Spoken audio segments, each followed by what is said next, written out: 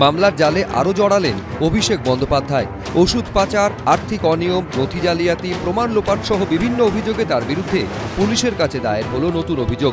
অভিষেক বন্দ্যোপাধ্যায়ের বিরুদ্ধে দক্ষিণ 24 পরগনার পারুলিয়া কোস্টাল থানায় অভিযোগ দায়ের করলেন বিজেপি নেতা অভিজিৎ দাস ববি।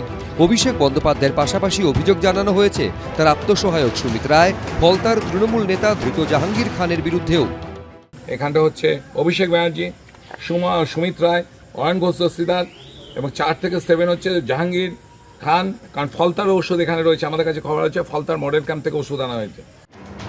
অভিষেক বন্দ্যোপাধ্যায় লোকসভা কেন্দ্র ডায়মন্ড হারবারে সেবাশ্রয় প্রকল্প নিয়ে একের পর এক অভিযোগ সামনে আসছে।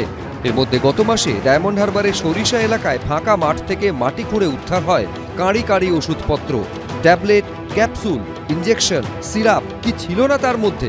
আর্থ মুভার দিয়ে মাটি খুঁড়তে উঠে আসে সেসব। এই ঘটনাতে এবার অভিষেক বন্দ্যোপাধ্যায়ের বিরুদ্ধে থানায় নতুন অভিযোগ দায়ের করলেন বিজেপি নেতা অভিজিৎ দাস ববি।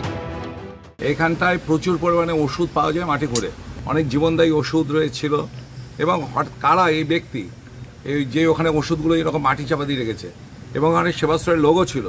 তা কি এমন বিষয়টা বললো যে সেবাশ্রয়ের ওই ক্যাম্পগুলোর ওষুধগুলো খুব তাড়াতাড়ি যে সরকার চেঞ্জ হয়ে গেল অমনি সঙ্গে সঙ্গে সেখানটায় মাটিতে চাপা দেওয়া হলো কোটি কোটি টাকার ওষুধ। তো এইটার ব্যাপারে ইনভেস্টিগেশন করা দরকার। বিজেপি নেতার অভিযোগপত্রে নাম রয়েছে তৎকালীন 2 জেলা শাসকেরও। তৎকালীন মুখ্য স্বাস্থ্য আধিকারিক এবং ব্লক স্বাস্থ্য আধিকারিকের নামেও অভিযোগ দায়ের হয়েছে। সন্দীপ সরকার, এবিপি আনন্দ। 24শে জুলাই পশ্চিমবঙ্গ থেকে রাজ্যসভার 3টি আসনে উপনির্বাচন। বিধানসভা ভোটে ভরাডুবির পর তৃণমূল ভেঙে টুকরো টুকরো হয়ে গেছে। তার মধ্যে তৃণমূলের 3 জন রাজ্যসভার সাংসদ ইস্তফা দিয়েছেন। 8ই জুন ইস্তফা দেন সুখেন্দু শেখর রায়, 10ই জুন ইস্তফা দেন সুস্মিতা দেব, পরদিন ইস্তফা দেন প্রকাশচিত বড়াই। এর ফলে রাজ্যসভায় তৃণমূলের সাংসদ সংখ্যা 13 থেকে কমে হয় 10। এবার এই 3টি আসনে উপনির্বাচন। বর্তমানে বিধায়ক সংখ্যার বিচারে 3টি আসনে বিজেপি প্রার্থীর জয় কার্যত নিশ্চিত। কিন্তু প্রশ্ন হলো, নানা ভাগে বিভক্ত তৃণমূল কি করবে? একদিকে কালীঘাট তৃণমূল, আর একদিকে ঋতব্রত তৃণমূল। তৃণমূলের ঘাসের ওপর জোড়াফুল প্রতীকে প্রার্থী কারা দেবে? রাজ্যসভায় কি প্রতীক নিয়ে লড়াই হয়? না, রাজ্যসভার ভোটে কোনো প্রতীক ব্যবহার হয় না, ভোট হলে হবে। বিজেপির সংসদ সদস্য সংখ্যা বাড়বে, এটা তো বাস্তব সত্য। এবার বিশ্বাসঘাতক কে বা কারা, সে তো আগামী দিনে বিচার হবে। যদি ইতিহাসের পাতায় তাকান তাহলে দেখবেন মমতা বন্দ্যোপাধ্যায় সব থেকে বড় বিশ্বাসঘাতক। রাজ্যসভায় মনোনয়নপত্র জমার শেষ দিন 14ই জুলাই।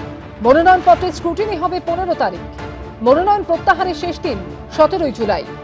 সোমবার নিউ আলিপুরে সৌজন্যে অমিত শাহের নৈশভোজের অনুষ্ঠানে উপস্থিত ছিলেন সদ্য প্রাক্তন রাজ্যসভার সাংসদ সুখেন্দু শেখর রায়।